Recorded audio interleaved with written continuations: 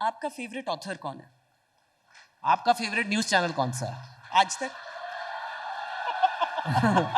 तो बस फिर अब आप हलवाई की दुकान पे आके ये तो नहीं पूछ सकते कि आप कहाँ से मिठाई खाते हो। चेतन भगत ने लिखना शुरू किया उससे पहले किसको पढ़ते थे और नहीं नहीं, किसको? अभी भी पढ़ते हैं मैडम, बिल्कुल पढ़ते हैं, अभी भी पढ़ते हैं। और I am right now a lot into motivational stuff, so I am reading everything right now. I am reading one book called eat that frog by Brian Tracy. मैं कोई फेवरेट नहीं बोलूँगा, बहुत सारे अच्छे राइटर हैं और राइटर्स का यही बढ़िया कि इतने हैं। पर इस वक्त एक किताब में पढ़ रहा हूँ, ईट दैट फ्रॉग, बड़ी पुरानी क्लासिक बुक है। वो कहता है कि डिले मत करो लाइफ में मुश्किल काम।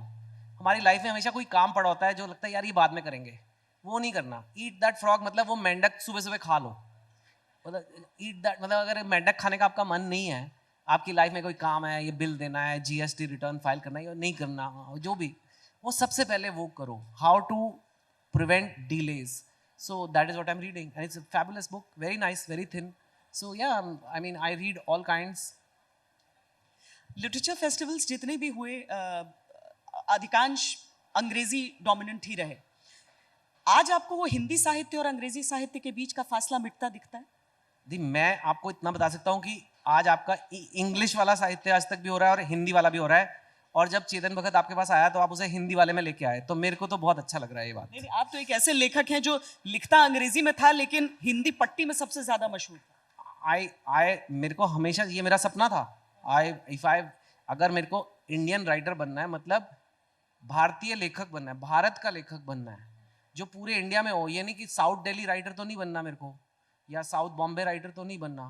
तो आई थिंक हमारे देश तक पहुंचने के लिए आई विश मैं इंडिया की सारी भाषाएं जानता होता, तो मैं हर एक जगह जाके तमिल में अपना थोड़े जोक्स मार के आता कुछ, बट आई डोंट नो। सो हिंदी तो एटलीस्ट लकीली मुझे आती है, और हिंदी के जरिए मैक्सिमम इंडियंस तक पहुंचा जा सकता है, बदलाव लाया जा सकता है। English also fine, I have no problem, I write, I speak in English sometimes, but हाँ मैं सोचता हिंदी में ही हूँ और बोलता भी, मतलब कई बार मैं, जैसे मेरे बच्चे अभी अब्रॉड हैं और मैं आपको बताता हूँ, अभी यूएस में पढ़ने गए और काफ़ी सारे इंडियन पेरेंट्स और भी वहाँ मिले जब बच्चों को जमा कराने आए वो दाखिले पे, तो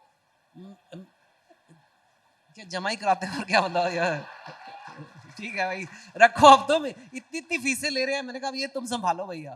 तो आई डोंट नो, सब लोग मुझे कह रहे हैं आपके बच्चे चले गए, मैं कहा यार जमा करा दिया अभी, ठीक है। तो ना मैं वहाँ पे कुछ कपल से, और वो सारे इंडियंस कुछ ऐसे होते हैं जो अगर अमेरिका जाएंगे तो और ज़्यादा इंग्लिश बोलते हैं, फिर वो my son was studying and मैंने कहा हाँ जी और बताइए ये वो।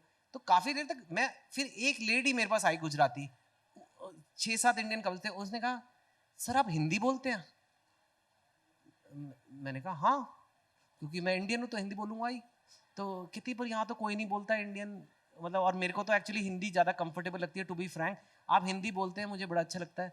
मैं कहा अगर हम लोग हिंदी नहीं बोलेंगे तो ये गोरे बोलेंगे हिंदी, मतलब हमें ही तो बचानी है ना अपनी भाषा। तो आई डोंट अंडरस्टैंड, ठीक है I like English, I write in English, but that doesn't mean I have to keep on showing off my English all the time. I just feel कि specially when we go abroad, specially people like me, अगर हम हिंदी नहीं बोलेंगे तो फिर फिर ये कहीं ना कहीं आ जाएगा कि हिंदी हर कोई नहीं बोलता भाई, ऐसे एक लेवल के बाद हिंदी नहीं बोली जाती, तो मुझे तो अच्छा ही लगता है।